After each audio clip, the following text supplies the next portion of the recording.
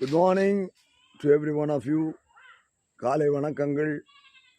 இந்த நாளின் அனுதின தியானத்திற்காக எடுத்துக்கொண்ட தலைப்பு ரிட்டர்ன் ஃப்ரம் பேக்ஸ்லைடிங், பின்மாற்றத்திலிருந்து திரும்புங்கள் என்ற தலைப்பிலே உங்களோடு கூட பகிர்ந்து கொள்ள விரும்புகிறேன். இந்த நாள் நாம் பார்க்கும்போது இந்த நாட்கள் உலகத்தின் காரியங்கள் நம்மை மிகுதியாக அழுத்துகிறதாய், கிறிஸ்தவர்களுக்குள்ளாய் ஒரு போராட்டமாக இருந்து வரும்படியான இந்த காலங்களிலே ஆண்டவர் நமக்கு சொல்லும்படியான வார்த்தை யோபின் மூலமாக அது தெளிவாக சொல்லப்படுகிறதை நாம் பார்க்கலாம். அது என்னவெனில், யோபின் புஸ்தகத்திலே 22ஆம் அதிகாரம் 23ஆம் வசனம் இப்படியாக சொல்லப்படுகிறது.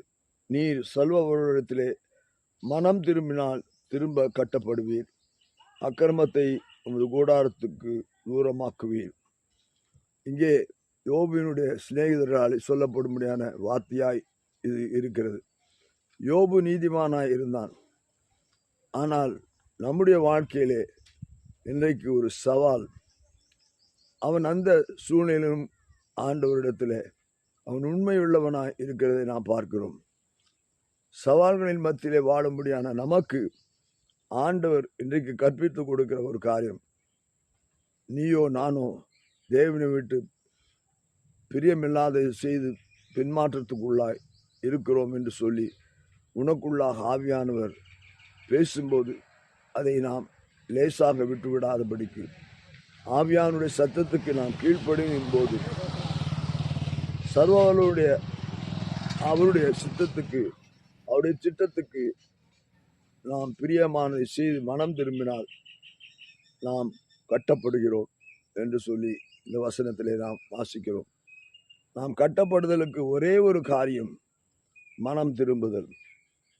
நம்முடைய கூடாரத்தில் அக்கிரமங்கள் விலகும் போதுதான் நம்முடைய குடும்பம் ஆசீர்வதிக்கப்படுகிறது, நம்முடைய பிள்ளைகள் ஆசீர்வதிக்கப்படுகிறார்.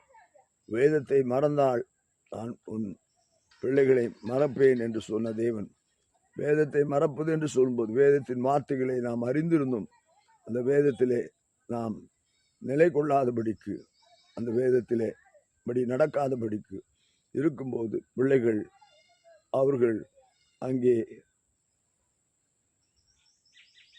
சிட்சிக்கப்படுகிறதை நாம் பார்க்கிறோம்.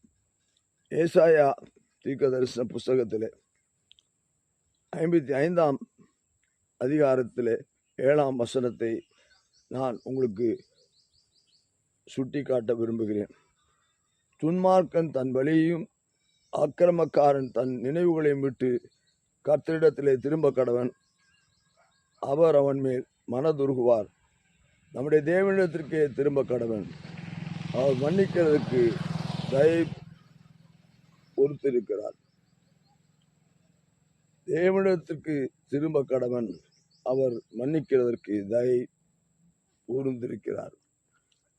நாம் தேவனிடத்தில் திரும்பும்போது தேவனுடைய தயவு நமக்கு கிடைக்கிறது. அது மட்டுமல்ல, அவன் மேல் மனதுருகுகிறார். ஆண்டவர் மன்னிக்கிறதுக்கு முன்னதாகவே நம்முடைய பாவங்களை நாம் அறிக்கை செய்து விட்டு விடும்போது அவர் மனதுருகி அவர் நம்முடைய பாவங்களை மன்னிக்கிறது மட்டுமல்ல, அவர் தயை காட்டுகிறவராய் மீண்டுமாக நம்மை உயிர்ப்பிக்கிறவராய் இருக்கிறார். அப்படிப்பட்ட ஆசீர்வாதம் நம்முடைய வாழ்க்கையிலே அவர் மன்னிக்கிறதுனாலே மாத்திரம்தான், நாம் அறிக்கை செய்வதனால் மாத்திரம்தான் நாம் பின்மாற்றத்திலிருந்து தேவனிடத்திலே கெட்டகுமான் தகப்பன் விட்டது வந்தது போல தேவனிடத்திலே திரும்பும்போது அந்த ஆசீர்வாதம் நமக்கு நிறைவாய் வருகிறதை நாம் பார்ப்போம். கர்த்தர் உங்களை ஆசீர்வதிப்பாராக. கர்த்தருக்கே மகிமை உண்டாகட்டும். ஆமேன், ஆமேன், ஆமேன், ஆமேன்.